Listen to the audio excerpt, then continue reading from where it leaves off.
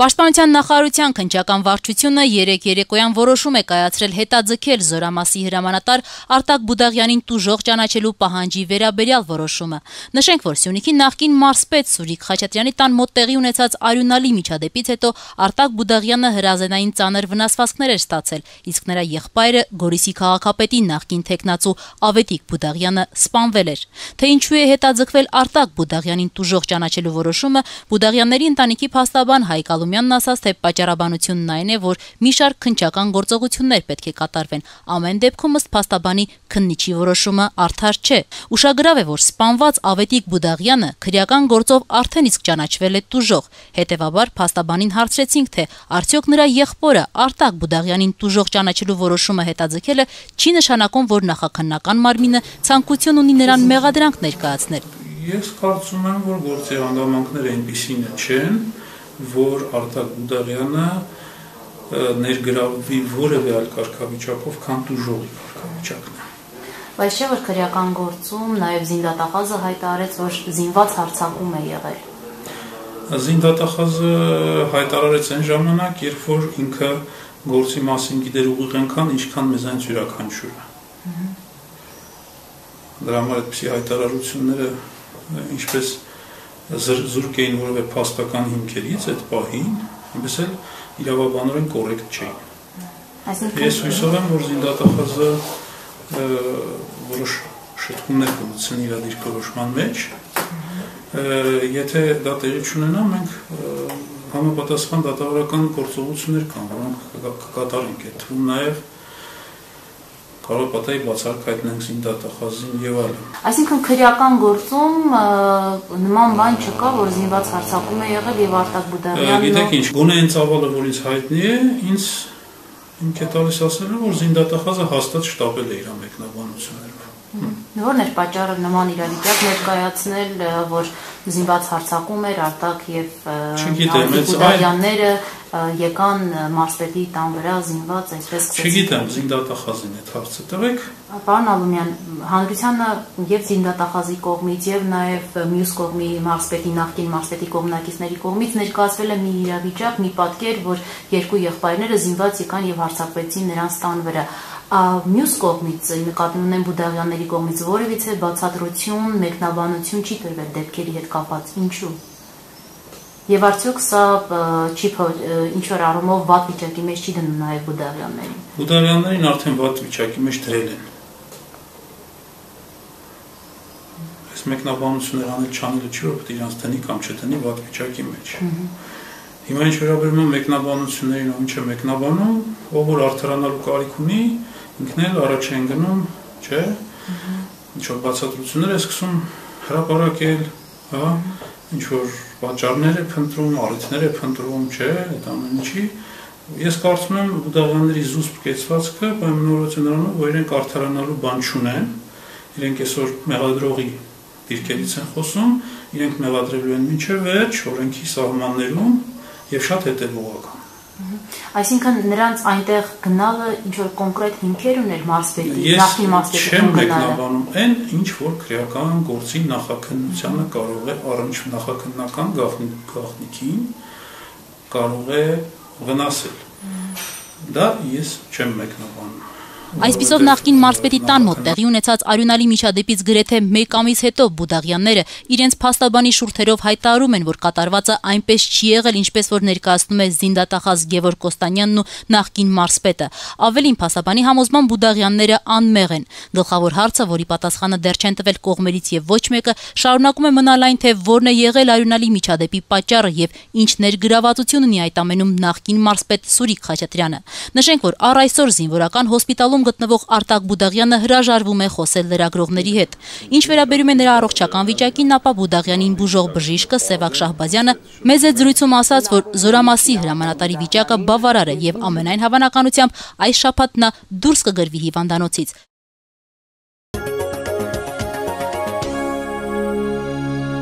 Այսօր առավոտից Երևանի քաղաքապետարանի դիմաց բողոքի ցույց անող առևտրականները քաղաքապետի հետ հանդիպում էին պահանջում։ Նրանց խոսքով քաղաքապետարանը իրենց 2 տարի առաջ թույլտվություն է տվել առևտրով զբաղվել հանրապետական մարզադաշտին հարող տարածքում, մինչդեռ հիմա էլ նույն տարածքում շենք է կառուցվում, ինչն էլ խանգարում է իրենց առևտրին։ Այս փաստաթղթում գրած է, որ ձեզ թույլատրվում է տարածքում առևտուր անել, իսկ եթե տեղահանենք, մենք ձեզ նախորոք ուրեմն ձեզ կտեղեկացնենք այլ տարածք։ Քաղաքապետարանի կողմից ձեզ կառաջարկվի այլ տարածք։ Իսկ ցույց եք տվել ոստիկանությանը։ 10 անգամ ինչ եք խոսում։ Դա արդեն պատրվում է։ Ինչ են ասում։ Ասում է դա կեղծ է։ Ես ուրեմն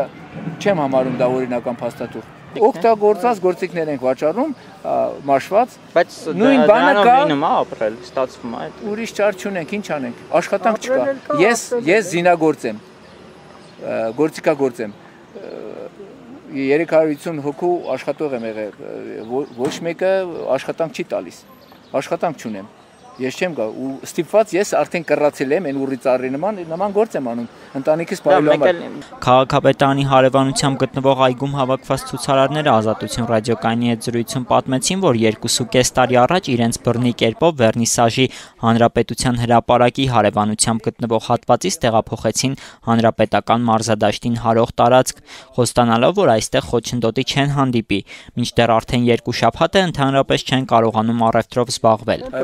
Այս օրերը ոչ մի աշխատանք չի կատարում ոստիկանությունը։ Դիտմամբ մեզ հանելու համար մենակ շաբաթ-կիրակի օրն անում։ Ինչ է շաբաթ-կիրակի ստեղ կատարվում։ Շաբաթ-կիրակի ստեղ տրակտորներ կանգնած, մեքենա կար, ստեղ քանդեցին, մի քիչ հող կարեց մասը, տարան թափեցին ու վեր։ Ազատ ժամանակ կլիկ, մենք կզրուցենք։ Գնացեք, թողեք մտածենք, հասկանանք։ Բոլոր քաղաքներում կենտրոնը Բարսելոնը 5 միլիոն օրոք կենտրոնը ես շոկանքա։ Հենց կենտրոնը Բարսելոնը։ Ֆամիլիա Սագրադա կենտրոնն է։ Կամիսորը ռեալ, քաղաք կամիսորը, որ մարդիկ Գնում ենք հրապարակ 7 կռվից հետո գնում ենք Ամերիկայի դեսպանատուն։ Սաղին անգամից դե վագոնը կրկին։ այո, ընդեղ էլ նստացույց ենք։ Այդքան բա։ Բոնջն գնում են։ Արկելվելու է։ Գնում են այնտեղ։ Աման են ռստուտները։ Երկու ամիս Արդյոք են անում, են անում, որ ինչ երեխա պահեն։ Բայց այսօր ստեղ ազատ կարան աշխատել։ Ազատ։ Հիմա դիմում ենք մեր հարգելի քաղաքապետին, որպեսզի ուշադրություն դարձնի, մեզ վերադարձնի մեր հին աշխատատեղը։ Համար 3 կառավարական շենքի դիմաց գոյություն ունի 3 ուրեմն այսպես ասած հանգստի վայր։ Հա, հանգստի վայր է։ Շաբաթ-կիրակի օրը մենք աշխատում ենք։ Տեսեք թե ինչ աղբանոց է, խնդրեմ։ Մենք ուզում ենք մաքրենք այս տերիտորիան, այս 2 մասը գոնե, 2 մասը որպեսզի աշխատենք։ Խորանանք, տեսեք ինչ աղբանոց է ամբողջովին։ Ցուցարարները պատմեցին, որ իրենց հանրապետական մարզադաշտի հարող տարածքում առևտուրաների թույլտվություն է տրված միայն շաբաթ եւ կիրակի օրերի համար, մինչդեռ այս օրերին հարևանությամբ կառուցվող շինության տեխնիկան կայանվում է այն տարածքում, որտեղ իրենք պետք է առևտուր անեն։ Իրենց տվյալներով այդ շենքը պատկանում է ոստիկանությանը։ Հիմի միլիցիայի աշխատողները ամսի 3-ից մեկնաբանում են, որ բացվելու է, մենք ձեզ չենք թողելու, այդտեղ առևտուր անեք, որովհետև դա մեր սեփականությունն է։ Մենք 2 ամիս առաջ դիմել ենք քաղաքապետին, նորից եկել ենք, քանի որ արգելում են արդեն, ասում են 2 օր էլ սպասեք,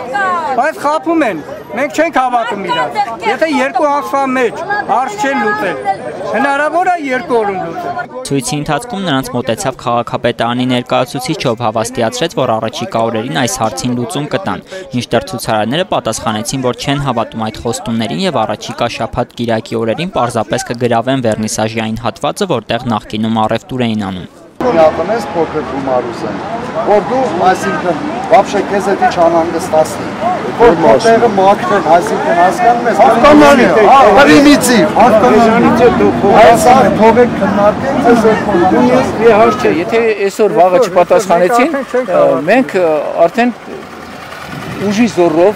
ժողովուրդը հետ ասե, մենք դա իմ խոսքը չի, ու կգնանք եւ ուրեմն մեր հին տեղը կգրավենք նորից։ Հին տեղը կսկսենք աշխատել։ Հրապարակում։ Հրապարակում, չէ, կառավարական շենքի դիմաց։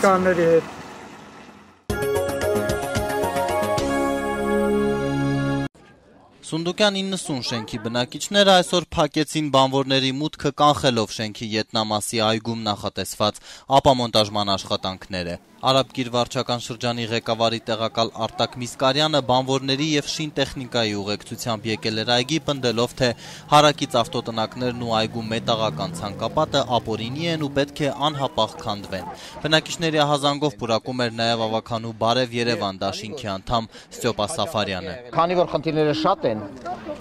դուք որևէ գործողություն չեք իրականացնում, մենք քաղաքապետանում հիմա դուք ուզում եք դու ջարդ լինի։ Լինելու է դա։ Ես հիմա դուք ուղղակի ոստիկանության աշխատանքներ կգա։ Հա, ինչ պատերազմ սարքեք ձեր սեփական ժողովրդի հետ։ Բայց դա եք ասում։ Մենք անօրինական ոչ մի քիչ չենք։ Փոխթաղապետ Արտակ Միսկարյանը հրավիրեց ոստիկաններին, որոնք սակայն որևէ կերպ չմիջամտեցին եւ շինտեխնիկան հեռացավ։ Դուք մեր պաշտպաններն եք, այո, ուրեմն մեզ պիտի պաշտպանեք, մենք շատ ճիշտ եք։ Տարանի սխալ բան է։ Շատ սխալ է։ Դուք մեր միլիցիան եք, դուք դատարաններն են մեր, օրենքն էլ է մերը։ Մենակ օրենքը իրանց չի որ կան ագրեսիվ դիմումները գրեն, մեզ անպատվեն ինձ ասի ձեր Արաբկիրի թաղապետարանի ներկայացուցիչները պնդում են, որ միայն ցանկանում են բարեկարգել բակը, ապա մոնտաժումը սկսելուց առաջ սակայն բնակիչներին որևէ նախագիծ չի ներկայացվել։ Մենք գիտենք բարեկարգել ենք։ Թաղապետան ծանոթանալ ձեր բարեկարգման նախագիծ հենց հիմա։ Հենց հիմա մենք ապամոնտաժան աշխատանքներ ենք կատարում, կարող եք 5 շաբթի օրը այցելել վարչական շրջանի ղեկավարի մոտ եւ նա ձեզ կծանոթացնի ամբողջ։ Բայց ինչու դուք չունեք նախագիծը։ Ինչու բնակիչները տեղյակ չեն։ Ինչու պիտի դա միայն սենյակում լինի։ Սենյակում չի։ Դա այդտեղ գիտեք ինչ, մայթի համար պետք չի ինչ-որ նախագիծ լինի։ Սա մայթ չես քան մայթ չի լինի։ Դա պարոն Սաֆարյան, մայթ է եղել, դա զավթված է այս ամբողջը։ Այսինքն այդ ամբողջը անօրինական է։ Մենք հիմա այստեղ ոչինչի չենք կպտում։ Մենք հիմա միայն ապամոնտաժում ենք անօրինական ավտոտնակները, ուրիշ ոչինչ։ Այս բարիսները վերցրեք, մարդկանց փողերը վերցրեք։ Մայրիկ ջանի ասա, ես քո մայրիկը չեմ։ Դու ինձ ո՞նց ես դատարան տալու, ես ձեզ փոխտամ։ Դուք ուրեմն մեզ տվեք դատարան։ Ես ոչ եմ անում, ոչ եմ անում։ Ես ձեր գրած եմ, չի կալի, ժողովորդին ես բան անում։ Եթե դատի էլ տանք, ասում վերջը պետք է ապամոնտաժվի սրանք։ Մենք մեր ուժելով ապամոնտաժում պետք չի։ Բնակիչները հիշում են տարիներ առաջ բուլդոզերների առջևը փակելով են փրկել այգին, այն ժամանակ էլ քաղաքային իշխանությունները բարձրահարկ շինություն կառուցելու մտադրություն ունեին։ Նույն մտավախությունը հիմա կա բարեկարգման քողի տակ քանդել այգու ցանկապատերը, ինչից հետո այգին արդեն փրկել չի լինի։ Վախենում ենք, մենք ապրում ենք այստեղ ու ամեն ինչը գիտենք ինչպես է լինում, սկզբից մի քիչ, հետո քայլ, դառնում է մի մեծ բան, հոգի սկսում է դառնում է շենք են շինում, մենք էլ տենց ենք վախենում։ Հիմի ով փող ունի, ինչ ուզի կանի, թաղապետարանի, ջայլ տեղա, ոնց ինչ իրավունքներով եք այստեղ ժողովրդին զգուշացրելով, բունդուզերը կբերեք, ձեզ էլ հետը կբրտեք կտանեք։ Հələ տես ինչ էր հազորի են հասցրել ժողովրդին, որ գա լեկտիաբար խոսա։ Ծրագիրը ուր է ցույց տան ինչ պետք է տեղը կառուցվի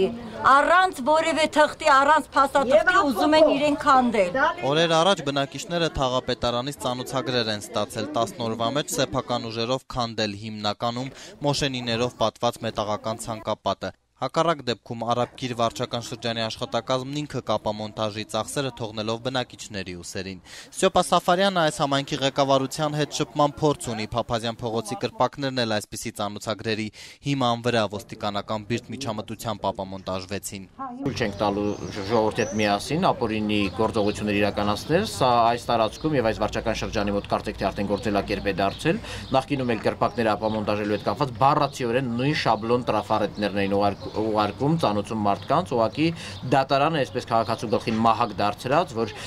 եթե դու չանես, ապա ես դատարանը կօգտագործեմ քո դեմ։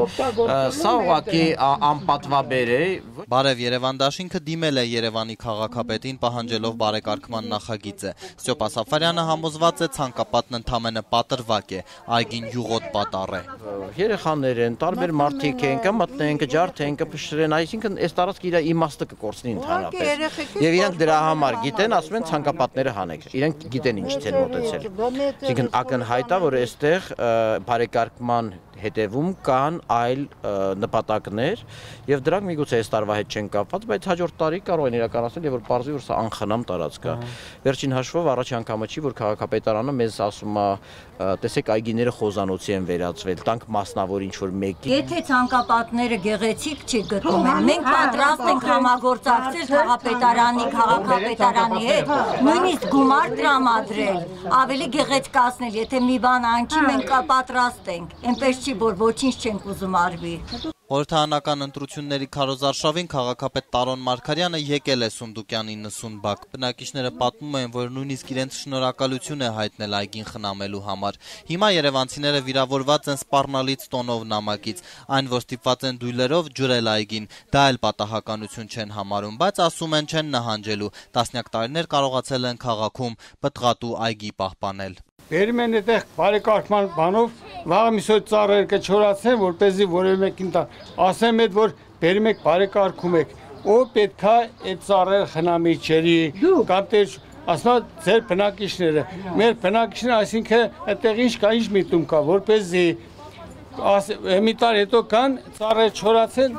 դուք ոչ բան չեք կարել ծառը չորացել է։ Այս անգամ տասենք ուրիշ պահպան չա, որպես այնտեղ իրանք այդ բարեկարգեն։ Եվ նա ինչ կբարեկարգվի, շենք կամ որևէ շինություն։ Եթե հանգարց ասում են, այստեղ կան եւ ուզենան այդ տերիտորիան վերցնել, ծառ կտել, քանդել, այդտեղ մարտասպառություն է։ Այո, որտեվ էսել մենք կարիքարը, եկելա, երկուսներ։ Ինչքան ժողովրդի գլխին խաղացին դեր չկայնեցին, հիմա կանգնելու են։ Իրաց գլխին ենք շուր տալու, մենք շատ ըմբոս ժողովուրդ ենք, մեր շենքի բնակիչներ։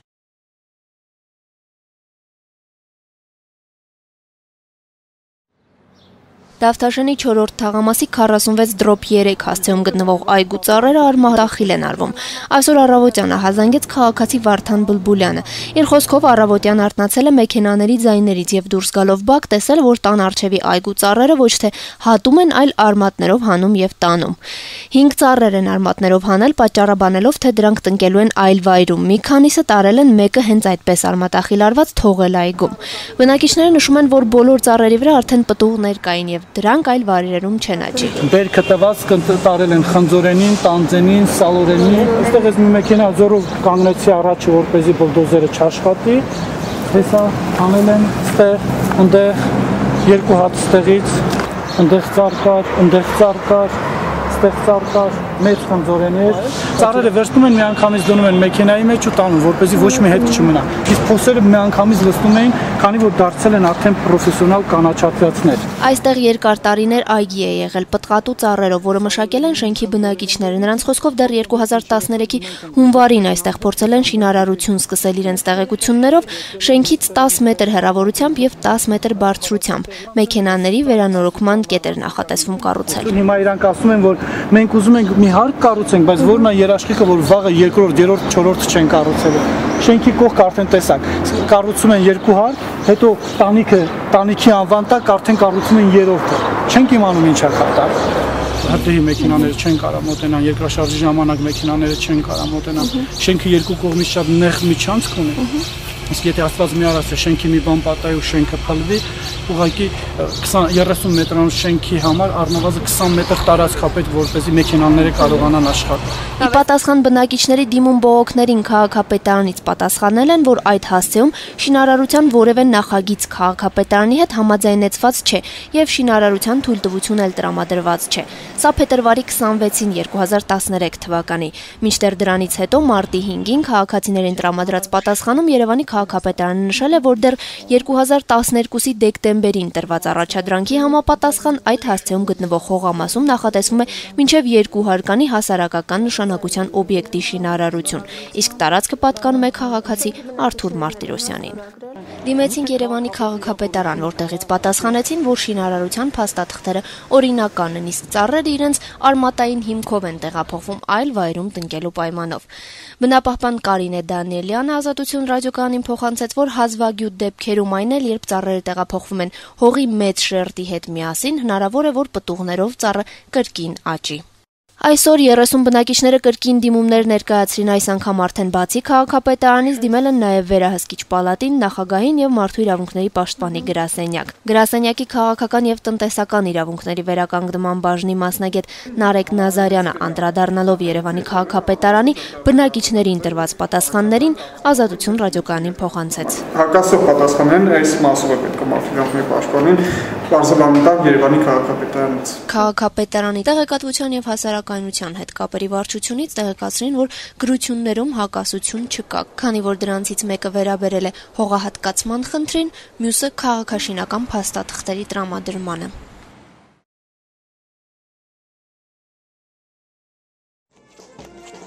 Հայաստանը անհանգստանալու կարիք չունի, պատասխանելով Ազատություն ռադիոկայանային հարցին, թե ինչ հետևանքներ կարող է ունենալ տարածաշրջանի համար մի կողմից Ռուսաստանի Ադրբեջանին շուրջ $1 միլիարդ զինտեխնիկայի մատակարարումը, մյուս կողմից Ադրբեջանի շարունակական բնույթ կրող ագրեսիվ հռետորաբանությունը, ասաց Ռուսաստանի Դաշնության անվտանգության խորհրդի քարտուղար Նիկոլայ Պատրուշևը։ У нас с Арменией стратегические отношения. Во время этого визита мы посетили 102-ю военную базу.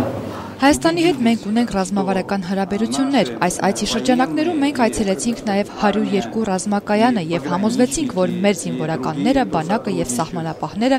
եւ նրանք, ովքեր համագործակցում են, հուսալիորեն ապահովում են Հայաստանի անվտանգությունը։ Պատրուշևը նաև ավելացրեց, որ անվտանգություն ապահովելու համար իրենց ուժերն ու միջոցներն այստեղ բավարար են։ Ինչ վերաբերում է Ադրբեջանին զենք վաճառելուն, ապա շարունակելով պատասխանել մեր հարցին, Պատրուշևը եւս մեկ անգամ շեշտեց, որ զենք վաճառելով Ռուսաստանը կատարում է գոյություն ունեցող միջազգային բոլոր պարտավորություններն ու պահանջները։ Ազգային անվտանգության խորհրդի քարտուղար Արտուր Բաղդասարյանն էլ եւս մեկ անգամ նշեց, որ մենք պետք է ողջախոհ լինենք եւ հասկանանք այդ պարզ ճշմարտությունը։ Կարևոր է նաեւ, որ հայ-ռուսական ռազմավարական գործակցությունը զարգանում է։ Այսօր էլ մի շարք միջպետական համաձայնագրեր ստորագրվեցին Հայաստանի եւ Ռուսաստանի միջև ռազմատեխնիկական փոխհամագործակցությանն առնչվող։ Մասնավորապես Հայաստանի պաշտպանության նախարարը եւ Ռուսաստանի ռազմատեխնիկական կառույցի ղեկավարը փաստաթուղթ ստորագրեցին նոր ռազմատեխնիկական համագործակցության մասին։ Սա բոլորովին մեզ այլ որակի հնարավորություններ է տալիս հարաբերվելու Ռուսաստանի հետ։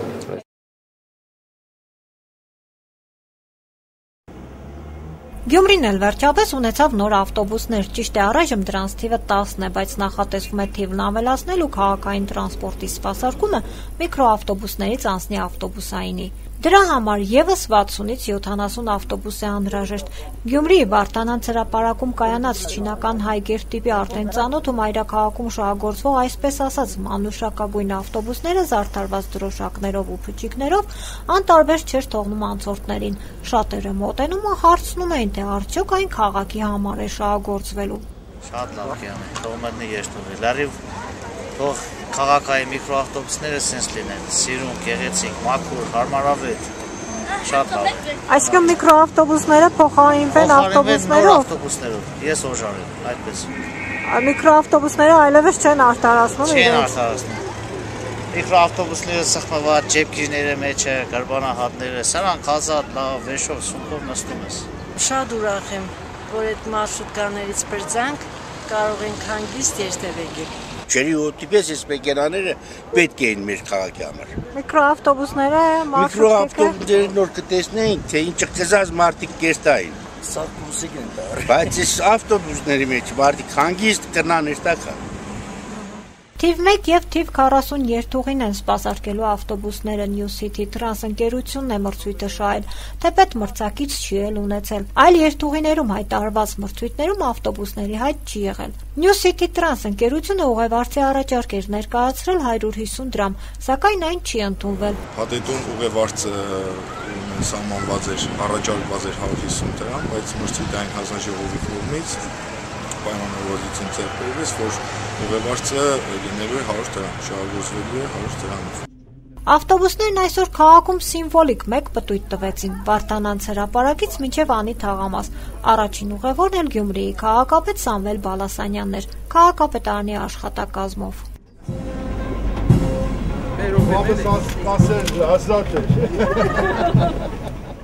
Իդեպ մինչև հուլիսի 1 ավտոբուսները կգործեն անվճար։ Վաղվանից արդեն կանոնավոր երթուղի դուրս կգան ու կսպասարկեն գյումրեցիներին։ Պարզվում է միկրոավտոբուսներից օգնել են ոչ միայն ուղևորները, այլ նաև վարորդները։ Գրիշա Նալչաջյանը 25 տարի վարորդ է աշխատում, ինչպես վերջինս ասաց, վերջապես Գյումրին էլ ավտոբուս ունեցավ։ Ավտոբուսը անհրաժեշտ է։ Կազել իրար բերան կմտնեն, անհրաժեշտությունը ո՞րն է չի։ Չէ, գներով էսի դաշտի։ Առաջին համար շարը։ Բայց տեղին չէ։